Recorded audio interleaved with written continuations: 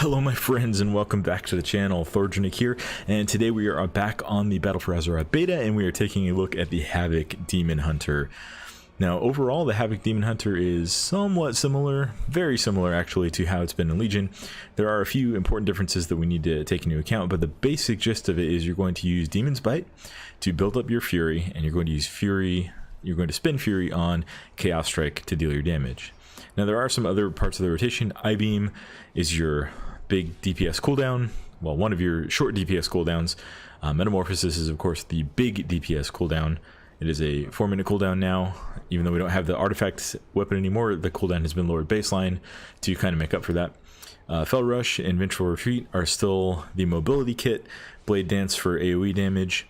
Blur and Darkness for defensives. Spectral Insight so that you can pull those pesky rogues and druids out of stealth.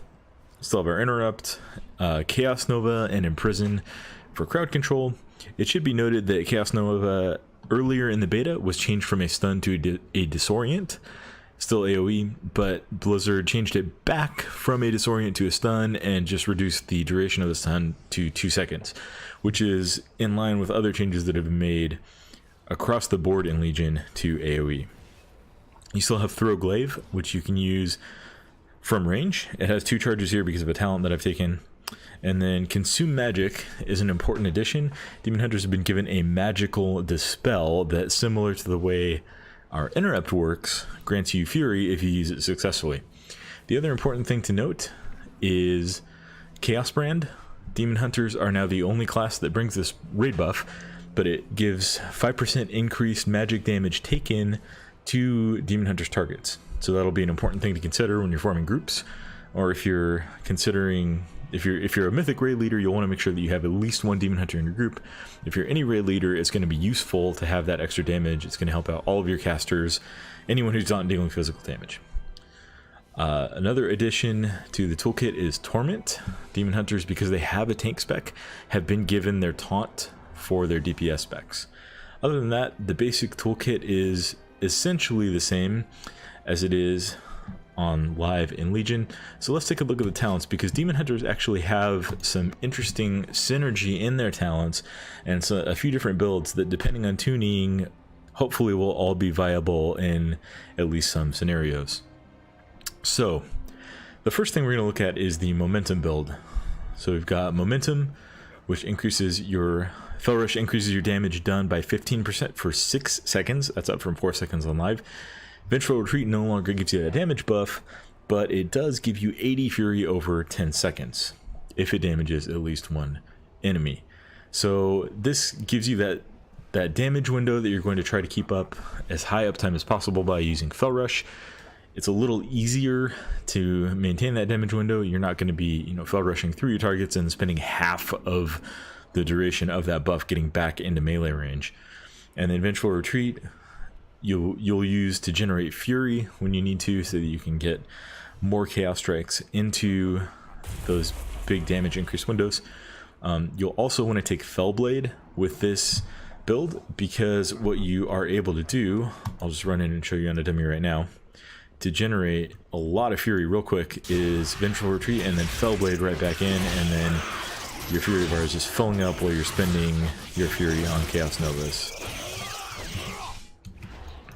We'll jump out of combat here and bring the talent tree back up. Other talents that you can use with this build, you've got some freedom in the tier 100 row between personal preference, and it's going to depend, again, as we've talked about in other videos, on tuning. But Insatiable Insatiable Hunger is a slightly nerfed version of the Legendary Ring that was best in slot for Demon Hunters for all of Legion. It causes Demon's Bite, or if you take, well, you can't take it with Demon's Blades, sorry. It causes Demon's Bite to generate up to 10 additional Fury. You have Demon Blades, which will remove Demon's Bite from your rotation and bake it into your auto attacks. And then you have Immolation Aura, which is going to give you 80 Fury over 10 seconds and is going to do moderate AoE damage. Mandatory for the Momentum build is that you take Fell Mastery, which increases Fell Rush damage by 100%.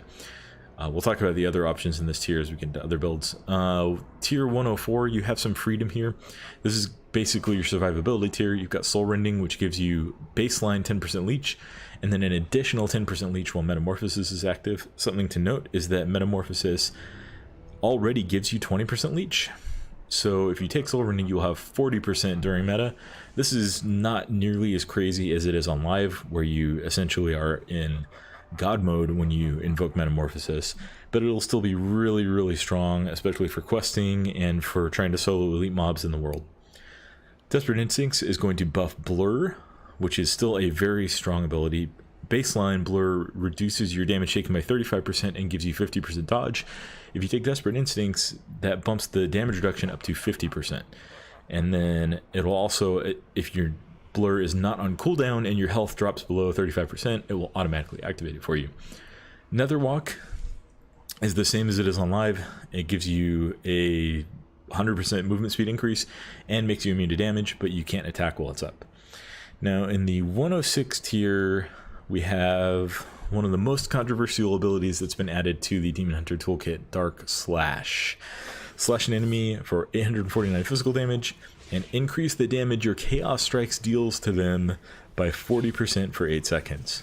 Yes, they have given Demon Hunters, Havoc Demon Hunters, a Colossus Smash window. Now, if you like that playstyle, this is a great addition.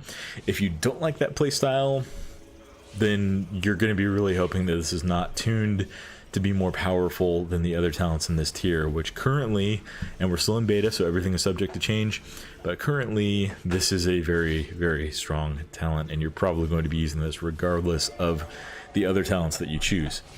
But one of the nice things that this does give you is some neat synergy. So Momentum gives you a 15% damage bonus for 6 seconds. Dark Slash buffs your Chaos Strike damage by 40% for 8 seconds.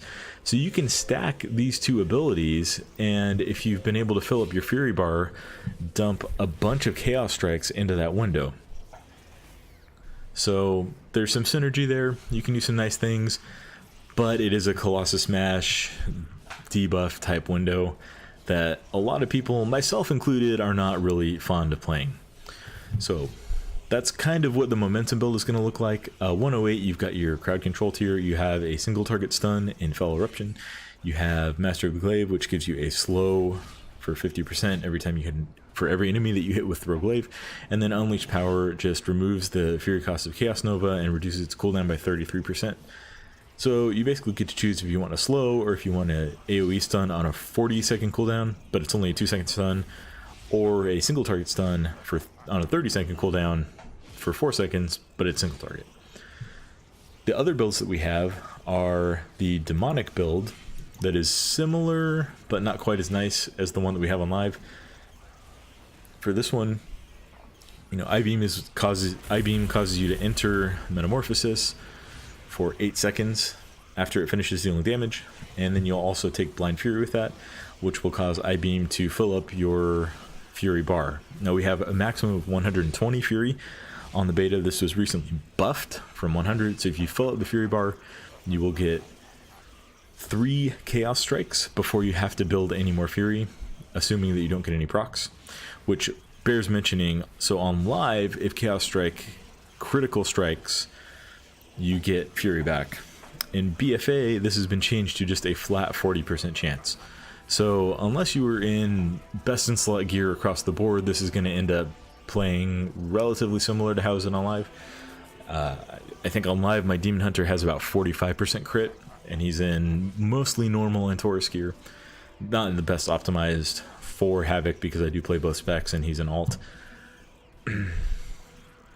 But you get the picture there. So you'll take this build, you'll take these talents for this build. You probably want to take Fell Barrage instead of Fell Mastery for this build, and then Dark Slash is probably still going to be your best bet. But so what this one is going to look like is you're going to build up enough Fury to I-Beam, and then you're going to I-Beam, Dark Slash, not sure exactly about the order there, but then you're going to dump as many Chaos Strikes or Annihilates into that window as you possibly can. Plays relatively similar to how it does on live, except we do have that Dark Slash, Colossus Smash window to work around with. One thing to note is that Cycle of Hatred is not something that you're necessarily going to want to take with this build. And that's because Chaos Strike refunds Fury. It reduces the cooldown of Metamorphosis by 3 seconds. This does not count for I-Beam, right? So that's just something to consider. Dark Slash is probably still going to be the go-to talent for both of these builds. Now, the other build that might end up being possible is going to be based around Blade Dance. Depending on tuning, this is probably going to be best in AoE scenarios, but we do have 2 talents that buff Blade Dance. We have First Blood, which reduces the Fury cost of Blade Dance by 20 and increases the damage it does to the first target struck. And then we have Trail of Ruin, which adds a damage over time at the end of Blade Slash. So to kind of demonstrate this, we're going to go outside here and just spam it on some imps. So we've got the little AoE imprisoned imps over here. And what we're going to do is just going to build up a little bit of Fury and go ahead and hit it. So you can see there's a dot that's been put on all these targets. It's relatively short, but so is the cooldown on Blade Dance. See, it's already up again. And so that might have some uses in AoE scenarios. If you want to switch to on Trash, you can go ahead and I-Beam and then Death Sweep. That's what it's called. So yeah, there's those talents which have some synergy together, but really for raiding we're probably looking at either the Momentum build or the Demonic build, and probably both of them are going to be making use of Dark Slash, for better or for worse.